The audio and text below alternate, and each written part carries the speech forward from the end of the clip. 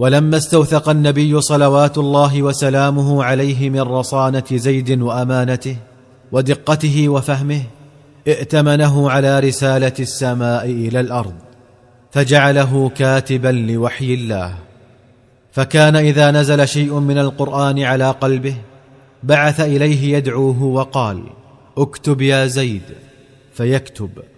فإذا بزيد بن ثابت يتلقى القرآن عن رسول الله صلى الله عليه وسلم آنا فآنا، فينمو مع آياته، ويأخذه رطبا طريا من فمه موصولا بأسباب نزوله، فتشرق نفسه بأنوار هدايته، ويستنير عقله بأسرار شريعته. وإذا بالفتى المحظوظ يتخصص بالقرآن، ويغدو المرجع الأول فيه لأمة محمد بعد وفاة الرسول صلوات الله وسلامه عليه. فكان رأس من جمعوا كتاب الله في عهد الصديق، وطليعة من وحدوا مصاحفه في زمن عثمان. أفبعد هذه المنزلة منزلة تسمو إليها الهمم؟ وهل فوق هذا المجد مجد تطمح إليه النفوس؟ وقد كان من فضل القرآن على زيد بن ثابت أن أنار له سبل الصواب في المواقف التي يحار فيها أولو الألباب. ففي يوم السقيفة اختلف المسلمون في من يخلف رسول الله صلوات الله وسلامه عليه، فقال المهاجرون: فينا خلافة رسول الله ونحن بها أولى.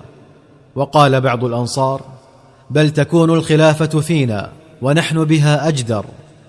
وقال بعضهم الآخر: بل تكون الخلافة فينا وفيكم معا، فقد كان رسول الله صلوات الله عليه وسلامه إذا استعمل واحدا منكم على عمل قرن معه واحدا منا. وكادت تحدث الفتنة الكبرى، ونبي الله ما زال مسجا بين ظهرانيهم لم يدفن بعد. وكان لا بد من كلمة حاسمة حازمة رشيدة مشرقة بهدي القرآن تأيد الفتنة في مهدها وتنير للحائرين الطريق. فانطلقت هذه الكلمة من فم زيد بن ثابت الأنصاري، إذ التفت إلى قومه وقال: يا معشر الأنصار، إن رسول الله صلى الله عليه وسلم كان من المهاجرين، فيكون خليفته مهاجرا مثله، وإنا كنا أنصار رسول الله صلى الله عليه وسلم، فنكون أنصارا لخليفته من بعده وأعوانا له على الحق. ثم بسط يده إلى أبي بكر الصديق وقال: هذا خليفتكم فبايعوه.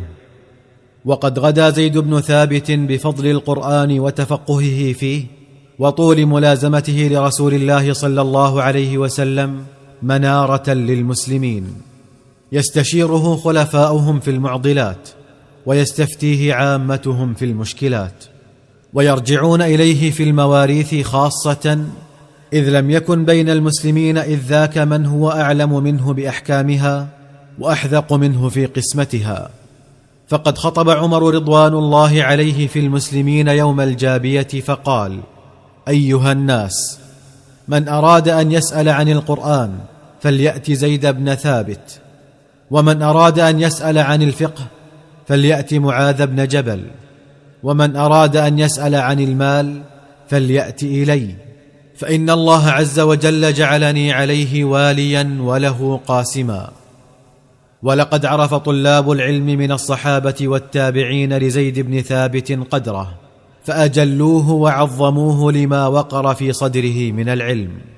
فها هو ذا بحر العلم عبد الله بن عباس يرى زيد بن ثابت قد هم بركوب دابته، فيقف بين يديه ويمسك له بركابه ويأخذ بزمام دابته، فقال له زيد بن ثابت: دع عنك يا ابن عم رسول الله.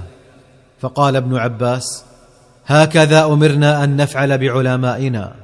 فقال له زيد: أرني يدك. فأخرج ابن عباس يده له، فمال عليها زيد وقبلها وقال: هكذا أمرنا أن نفعل بآل بيت نبينا. ولما لحق زيد بن ثابت بجوار ربه بكى المسلمون بموته العلم الذي ووري معه. فقال أبو هريرة: اليوم مات حبر هذه الأمة، وعسى أن يجعل الله في ابن عباس خلفا منه. ورثاه شاعر رسول الله حسان بن ثابت، ورثى نفسه معه فقال: فمن للقوافي بعد حسان وابنه، ومن للمعاني بعد زيد بن ثابت.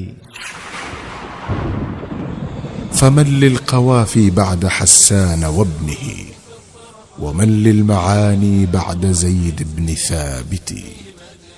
حسان بن ثابت.